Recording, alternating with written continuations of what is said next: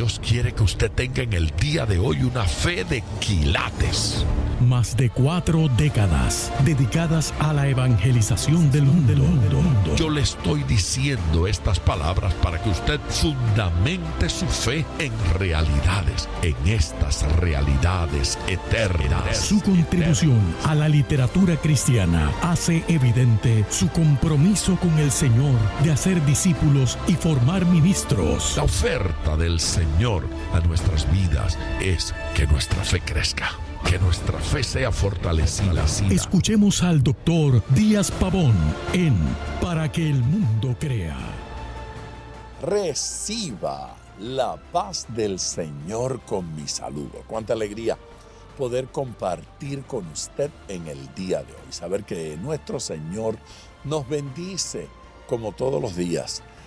Gracias a toda la gente preciosa que se conecta con nosotros.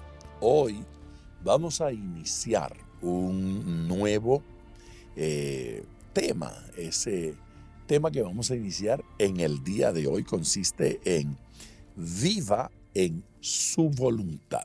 ¿Cómo vivir en la voluntad de Dios? Yo sé perfectamente que ese tema de la voluntad nos inquieta a todos. A todos nos provoca interrogantes. ¿Cómo estar seguro de que estoy en la voluntad de Dios? ¿Cómo estar seguro de que estoy caminando en el propósito de Dios en nuestras vidas? Posiblemente saber que estoy caminando en la voluntad de Dios sea menos complicado que lo que nosotros llegamos a creer. Me parece que de alguna manera el tema de la voluntad de Dios lo convertimos en una complicación teológica o, si se quiere, espiritual, donde o la persona tiene que hacer una investigación de la Biblia increíble, incluyendo los lenguajes originales, o simplemente hay que sumergirse en una experiencia de oración tan profunda, tan intensa, que muy poca gente pues lo haría, muy poca gente participaría de eso. Pero ¿y qué de la persona común y corriente? ¿Y qué de la persona que no tiene estudios teológicos? ¿Y qué de la persona que no ocupa largas horas en la oración? Esas personas no pueden conocer la voluntad de Dios. Me parece que los versículos que vamos a utilizar en el día de hoy nos hacen conocer elementos que nos mantienen en la voluntad de Dios, cosas que son realmente la voluntad de Dios para nosotros todos, y que si todos nos mantenemos allí, vamos a vivir una experiencia profunda. En caso de que mientras usted escucha este mensaje quiera la oración, llame al 305-228-9697. Ese es nuestro número. Y esas peticiones me las pasan a mí inmediatamente. 305-228-9697. Vamos a escuchar este sermón, vamos a escuchar este mensaje, y mientras lo escuchamos, somos edificados. Llame, comuníquese y atienda. La primera carta de Pablo a la iglesia en Tesalónica tiene unos versículos que vamos a utilizar en el día de hoy. Son 3 exhortaciones para la aplicación personal. En esa carta hay cosas que son para el grupo como iglesia, pero hay otras como estas que son 3 exhortaciones directas, 3 exhortaciones que el individuo las debe tomar y aplicarlas.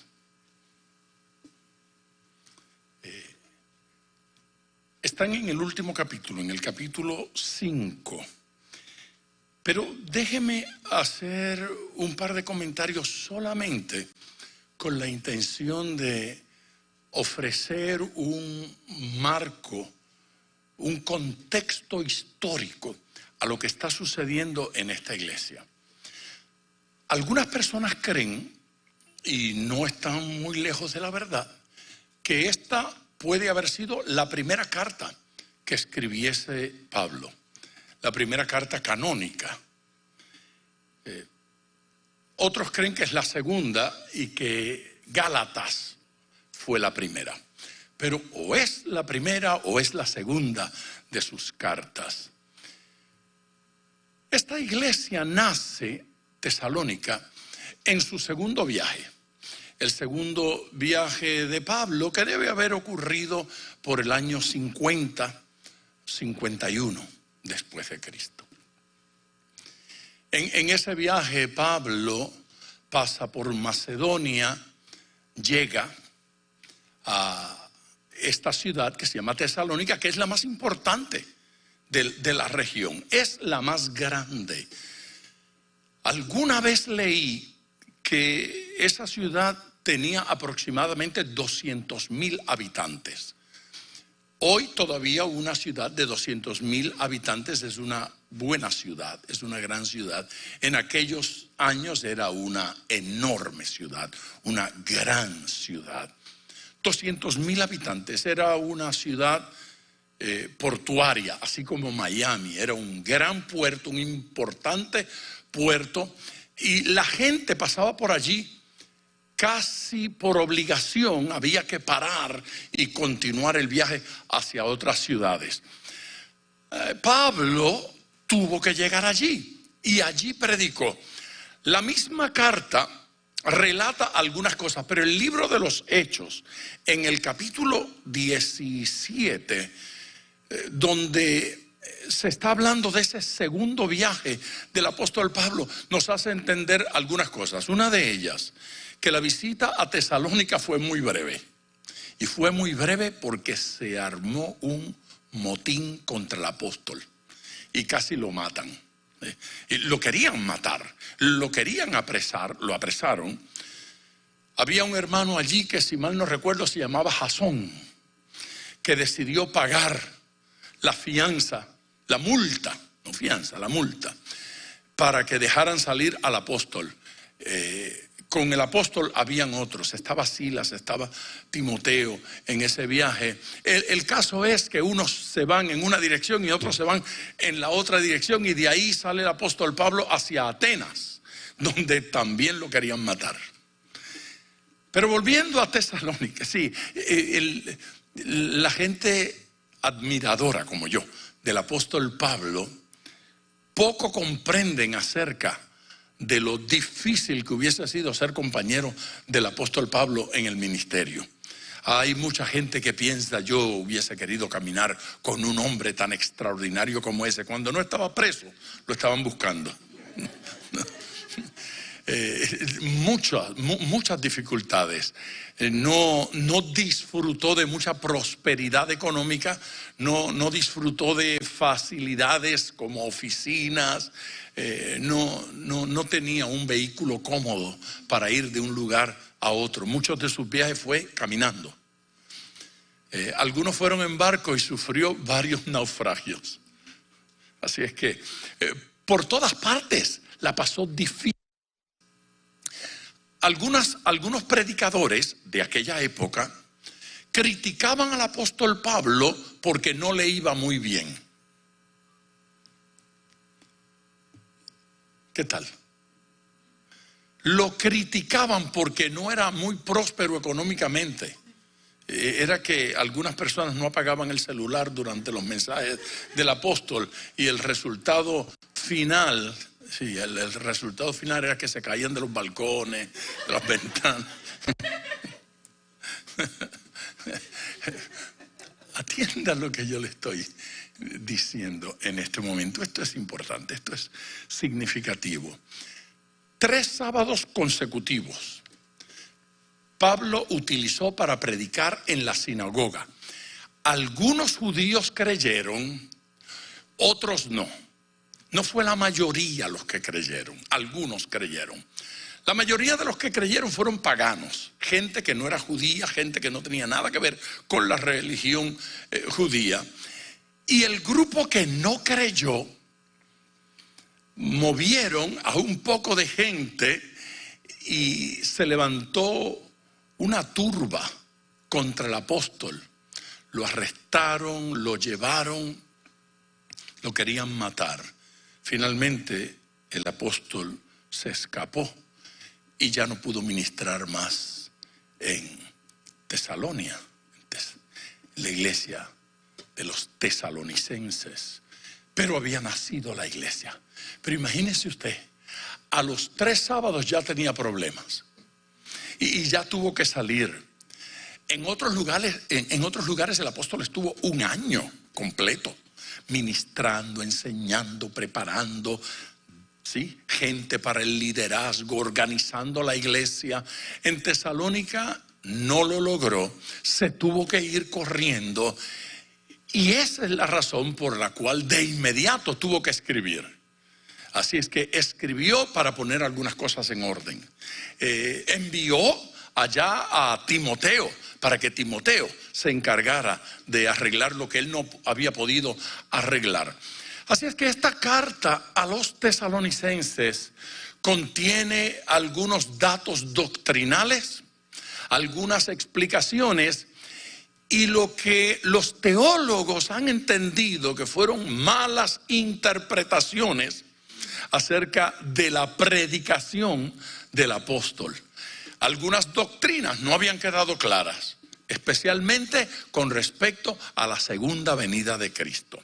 Dicen los estudiosos que los tesalonicenses entendieron que los que se morían antes de que Cristo viniera no tenían oportunidad de participar de la venida del Señor.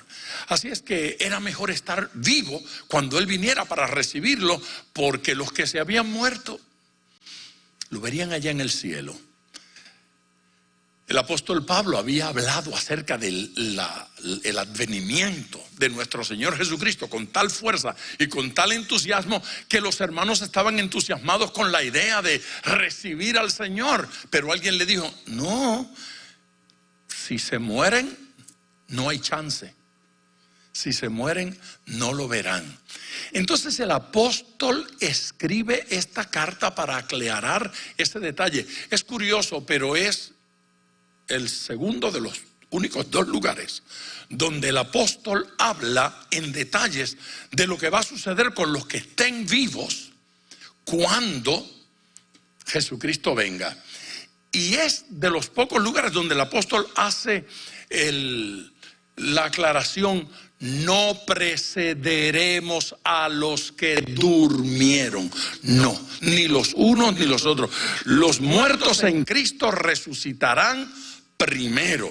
Luego nosotros, los que hayamos quedado, ¿sí?, seremos transformados juntamente con ellos. Así que el énfasis es, no va a preceder, no va a haber ventaja de unos ni de otros. Los que estén muertos no tienen que preocuparse. Van a resucitar cuando el Señor regrese. Los que estén vivos no tienen que preocuparse. Ese día serán transformados. Amén. El apóstol está aclarando. Parece que no ha sido suficiente la aclaración del apóstol, porque todavía hoy hay gente que batalla contra esos versículos. Lo que yo no sé es cómo se puede batallar contra la resurrección, porque ese pasaje de la carta a los tesalonicenses habla sobre la resurrección, y la forma en que habla es que el apóstol preocupado dice: tampoco queremos, hermanos, que ignoréis acerca de los que duermen. Y sigue explicando: para que no os entristezcáis como los otros, que no tienen esperanza. Porque, escuche, si creemos que Jesús murió y resucitó, así también traerá Dios con Jesús a los que durmieron en Él. Por lo cual os decimos esto en palabra del Señor, que nosotros que vivimos, que habremos quedado hasta la venida del Señor, no precederemos a los que durmieron. Los que estemos vivos no vamos a preceder a los que durmieron. Porque el Señor mismo, con voz de mando, con voz de arcángel, con trompeta de Dios, descenderá del cielo, y los muertos en Cristo resucitarán primero. ¿Sí?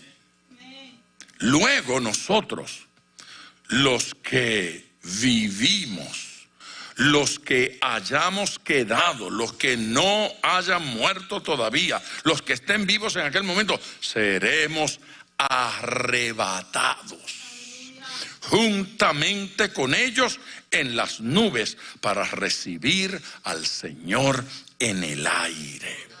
Y así estaremos siempre con el Señor. Mire, yo admito, estoy leyendo en el capítulo 4 y leí partiendo del versículo 13.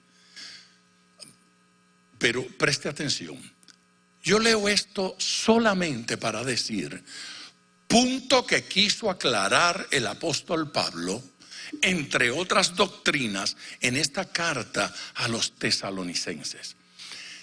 Si alguien tiene conflicto en cuanto a en qué momento ocurre este arrebatamiento del cual habla allí, si alguien tiene conflicto en cuanto a la forma de ese arrebatamiento, yo puedo aceptar ese conflicto. Lo que yo no puedo aceptar es que alguien tenga conflicto en creer que eso va a ocurrir. Yo puedo decir, tal vez no es como lo dicen aquellos, o tal vez no ocurre como lo dicen aquellos. Eso es aceptable. Formas, yo no voy a establecer formas, ni siquiera voy a pelear en cuanto a en qué momento. Pero cuando el Señor Jesucristo regrese, ocurrirá la resurrección. Los muertos en Cristo resucitarán primero. Luego los que estén vivos serán transformados y juntamente con ellos serán arrebatados.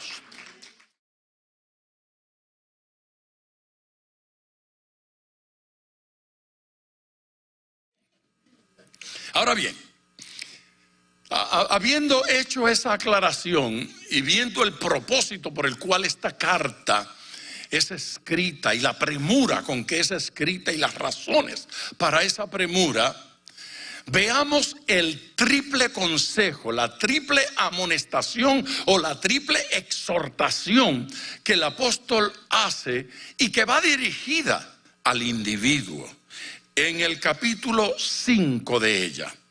Versículos 16 al 18. Estad siempre gozosos. Diga conmigo, gozoso. Eso no se puede decir con la cara así de pan viejo, no. Tiene que sonreír, tiene que sonreír. Diga conmigo, gozoso. Amén. El versículo dice, estad siempre gozosos. Número 2, verso 17. Orad sin cesar. Amén. Y número 3, verso 18. Dad gracias en todo. Gloria a Dios. Hay una coma, entonces dice, porque esta es la voluntad de Dios para con vosotros en Cristo Jesús. ¿Cuál es la voluntad de Dios para con vosotros en Cristo Jesús? No es solamente que demos gracias en todo. En ese caso no hay ninguna duda. Pero la mayoría de los buenos intérpretes de la Biblia están de acuerdo en decir la mejor aplicación de esa cláusula es a las tres cosas. La más sana aplicación de esa cláusula es a las tres cosas. Es decir, que es la voluntad de Dios para vosotros en Cristo que estén siempre gozosos. Dios quiere que usted siempre esté gozoso. No lo disimule, gócese. Que esté siempre gozoso. Aleluya. La tercera cosa, que ore sin cesar. Es la voluntad de Dios para con usted. Que ore sin cesar. Y la tercera cosa, que dé gracias en todo. Gloria a Dios. en medio de una pandemia, en medio de una epidemia extraordinaria que tiene a todo el mundo con los nervios de punta, tenso, preocupados, asustados, tenemos razones poderosas para estar gozosos. Tenemos razones poderosas para orar sin cesar. Tenemos razones poderosas para dar gracias en todo. Dios nos quiere haciendo esto. Dios nos quiere así. Dios nos quiere de esta manera. Cuando escucho un testimonio como el de Juan Manuel, cómo oró sin saber lo que tenía, pero el Señor tocó su organismo y lo sanó instantáneamente. En ese momento, la esposa se contagia también. Dios obró en ella, los hijos, y Dios se glorificó en ellos. Aleluya. Diga aleluya. Dios es poderoso. El coronavirus no detiene la mano de Dios. El COVID-19 no asusta al Señor. Dios está obrando milagros. Así es que nuestro primer punto es gozoso. Hay que estar gozoso. Y eso implica sonreír. Sí, eso implica alegría. Hay que estar gozoso. ¿Cómo me quiere Dios? Pues aquí dice la palabra que la voluntad de Dios para con usted es que esté gozoso. Claro, hay distintos tipos de gozos y hay distintos tipos de humor. No, ese pasaje no está hablando de la alegría esa morbosa, cruel, infectada de racismo, prejuicios, ataques que la gente utiliza, de vulgaridad, que si no hacen alusiones a la cosa sexual y las mujeres se deben sentir avergonzadas de ser usadas de esa manera, los hombres también. Es una vergüenza. No, ahí no está hablando de esa clase de humor, ni de esa clase de chistes. Aquí está hablando de una alegría, de un gozo que sobrepasa lo que el mundo puede ofrecer. Filipenses en el capítulo 4 y versículo 4 dice: regocijaos en el Señor siempre. Otra vez digo, regocijaos. Se da cuenta que el énfasis del apóstol en ese versículo es: ese gozo tiene que ser en el Señor. Ve, en el doble sentido no es en el Señor. En el racismo no es en el Señor. Cuando hablo mal de los que viven al cruzar la frontera, nosotros los buenos, ellos los malos. Nosotros los inteligentes, ellos los brutos. Nosotros los santos, ellos los endemoniados.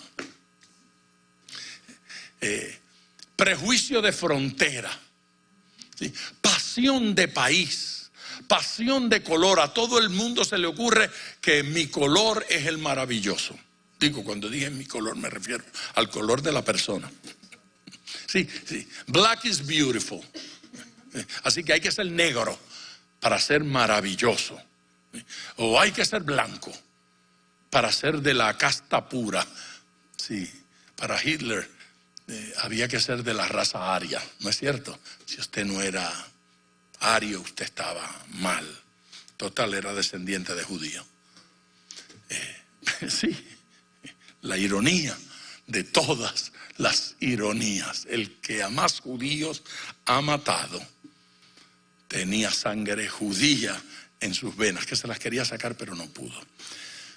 A ver, esa clase de humor que se conoce en este mundo y esa clase de alegría que se produce con unos tragos, con un poco de vino, con un poco de sidra, con un poco de whisky, eso es momentáneo, eso se acaba. Aquí habla de un regocijo que se puede tener siempre. Regocijaos en el Señor siempre. Usted quiere poder tener gozo siempre, asegúrese que sea en el Señor. Cuando es en el Señor, dura.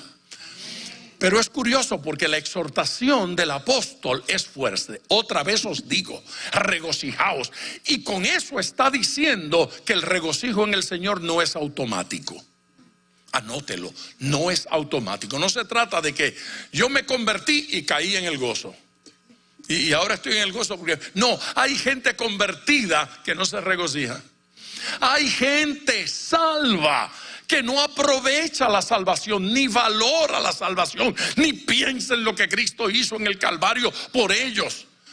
Y porque no se da cuenta, porque no lo entienden, porque no utilizan un rato para ocuparse de las Escrituras, de mirar el libro del Señor y estudiar todo lo que el Señor ha hecho por nosotros, porque no se ocupan de leer las Escrituras, no descubren que tienen razones para estar felices, que tienen poderosas razones para gozarse, para reír día y noche. El apóstol Pedro dice que algunos olvidaron de dónde Dios los había sacado. Olvidaron de dónde Dios los había sacado. Usted recuerde qué quería, en qué estaba pensando, hacia dónde iba su vida cuando Jesucristo le sacó. Y haga un cálculo de a dónde estaría hoy si Jesucristo no le hubiese rescatado, si Jesucristo no hubiese metido su mano. Y yo le aseguro que ese acto de bondad divino le va a provocar una sonrisa, le va a provocar gozo. Gracias, Señor, por salvarme. Me alegro de ser tu hijo.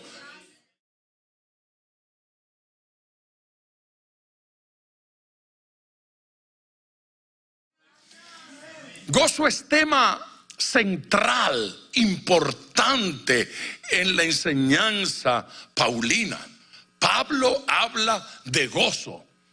Juan habla de gozo, pero habla más del amor. Y Pablo habla del amor, pero gozo está allí en todo lo que hace. De hecho, en la carta a las iglesias en Galacia, en el capítulo 5, está eso que llama el fruto del Espíritu. Lo llama el fruto del Espíritu, pero entonces es un montón de cosas. Es un pocotón de cosas. Es un disparate teológico, es un error hermenéutico decir los frutos del Espíritu. Allí no está hablando de los frutos del Espíritu, está hablando de el fruto del Espíritu. Dice, el Espíritu tiene un fruto, pero cuando describe ese fruto dice amor, y el segundo es gozo. Gozo, el segundo es gozo. Ocupa el segundo lugar en el listado. Comienza con amor y sigue con gozo. Es que así es la vida. Comienza con amor y sigue con gozo. Donde no hay amor, no hay verdadero gozo. ¿Sí? Se requiere amor, se requiere amar, se requiere esa experiencia para que entonces gozo sea parte de nuestra vida. Para Pablo es importante, muy importante. Así es que Pablo enseña que gozo es uno de los elementos del fruto del Espíritu. Es uno de los aspectos, es uno de los componentes de ese fruto del Espíritu. Para el apóstol Pablo, gozo es un producto del Espíritu Santo en nosotros. El Espíritu Santo lo produce. Amén. En esta misma carta a los tesalonicenses, en el primer capítulo, en el versículo 16, en el versículo 6, habla de gozo nuevamente, o por primera vez en la carta. Habla de gozo. Y es interesante que se refiere a gozo del Espíritu. Déjeme leerle el versículo. Desde el 5 leo. Pues nuestro evangelio no llegó a vosotros en palabras solamente, sino también en poder en el Espíritu Santo y en plena certidumbre, como bien sabéis cuáles fuimos entre vosotros por amor de vosotros. Verso 6. Y vosotros vinisteis a ser imitadores de nosotros y del Señor, recibiendo la palabra en medio de gran tribulación, escuche, con gozo del Espíritu Santo. A ver, Pablo está diciendo, ustedes recibieron la palabra, se convirtieron en discípulos míos, imitadores de mí, imitadores del Señor. Ustedes recibieron la palabra en medio de gran tribulación. No la estaban pasando bien. No era buena la situación. Esto de las pandemias no es cosa nueva. Esto de las epidemias no es cosa nueva. Esto de la violencia no es cosa nueva. Esto de los abusos, esto de las crisis económicas, esto del desempleo no es cosa nueva. En medio de gran tribulación, el apóstol Pablo les entregó el mensaje y ellos lo recibieron. ¿Cómo lo recibieron? Dice, con gozo, ¿de qué? Sí, del Espíritu Santo, con gozo del Espíritu Santo. Es el gozo del Espíritu que se puede tener en gran tribulación. El gozo terrenal no se puede tener en gran tribulación. Cuando alguien tiene una gran tribulación, cuando tiene un gran problema, no puede gozarse. No le da alegría. No hay sonrisa, ¿sí? Se murió un ser querido, no hay gozo, no hay paz, no hay alegría. Pero cuando es el gozo del Espíritu, no se va, porque quien retiene ese gozo en nosotros es el Espíritu de Dios. No es el gozo de las emociones, es el gozo del Espíritu Santo. Por eso no hay que animarlo con chistecitos. No hay que comprar esos libritos, no hay que entrar a esas páginas, no hay que ver esos programas, no hay que cantar esas canciones, no hay que ir a esos lugares, no hay que conversar con esa gente, porque no es ese tipo de gozo del que estamos hablando. Es un gozo santo, porque es del Espíritu Santo de Dios. No se burla de los defectos de la gente, no se burla de los problemas de nadie. Los cómicos de estos días, los chistosos de estos días tienen que identificar los defectos, los problemas de la gente, y burlándose de eso se produce gozo. Eso no es gozo, eso no es alegría. Sin duda hay risas allí, pero no hay sanidad. No hay salud. Y el gozo de Dios, el gozo del Espíritu Santo se da en salud. Los que se gozan le dan un aplauso al Señor. ¿Qué clase de gozo es este que en gran tribulación se puede experimentar? Regocijaos en el Señor siempre. Y nuestro versículo en el día de hoy dice algo similar, ¿no es cierto? Sí, algo igual. Estad siempre, amén, estad siempre gozosos, siempre. ¿Qué quiere decir siempre? En ese verso, estad siempre gozoso, significa en toda circunstancia. Sí, eso es lo que significa allí, en toda circunstancia. Denle una miradita, mírela. Dígale, en toda circunstancia. Yo, gran jefe indio, Tarzan Talking es eso, yo estar gozoso siempre. Sí, dígale a su esposo, dígale a su esposa, dígale a sus hijos, siempre gozoso, en toda circunstancia gozoso. ¿Sabe lo que significa? inmune a los vaivenes de la vida. Dígame si le gusta. Inmune a los vaivenes. Esto va y viene. Hoy con billete, mañana pelao. Pero gozoso siempre. Desempleado, empleado, con la casa paga o atrasadita, gozoso siempre, inmune a los vaivenes de la vida.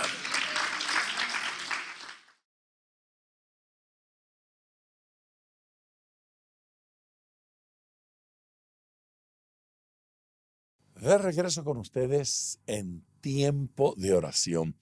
Me parece que estos versículos que hemos oído y estos comentarios de la palabra del Señor nos han llenado de ánimo. Ese primer elemento con el cual tenemos que trabajar, la voluntad de Dios para con nosotros, es que estemos alegres. Dios quiere que usted esté alegre. Claro, alegría, gozo son sentimientos, emociones que la gente la toma como cosa superficial, pero no es tratado como cosa superficial en la Biblia. La alegría es importante para toda persona. La alegría es importante para todo siervo y sierva del Señor. 305, llame ahora, 305-228-9697. De una vez, quiero orar por gente entristecida, por gente que necesita un toque de alegría del Señor. 305-228-9697. Es tiempo de orar, es tiempo de ir delante del Señor. Padre, bueno, gracias, porque tú nos escuchas y tú respondes en el día de hoy a nuestras oraciones. Hay gente que ha sido golpeado con la tristeza. Hay gente que ha sido golpeado, Señor, por la aflicción. Sin embargo, yo sé que aún en medio de los conflictos y los problemas más grandes, nosotros podemos experimentar tu alegría. Yo disfruto ese versículo de Jesucristo donde dice que puesto los ojos en el gozo que estaba delante de él. Es decir, eso se dice acerca de Jesús en la cruz del Calvario. La cruz fue dura, la cruz fue sufrida, la cruz fue problema, la cruz fue dolor. Pero había un gozo que estaba puesto delante de él y tú pusiste los ojos en ese gozo, en esa alegría. Señor, enséñanos el principio, enséñanos a mirar hacia adelante, mirar hacia el futuro y amar, apreciar eso que tú tienes para cada uno de nosotros. En el nombre de Jesús. Amén. Bendiciones. Hasta mañana. Gracias por sintonizar Para que el Mundo Crea con el Dr. Díaz Pavón. Nuestro ministerio desea brindarle acceso a este programa descargando gratuitamente la aplicación DPM Radio. Para oración, comuníquenos su necesidad llamando al 305-228-9697. 305-228-9697 o en las redes Facebook e Instagram bajo Díaz Pavón Ministries.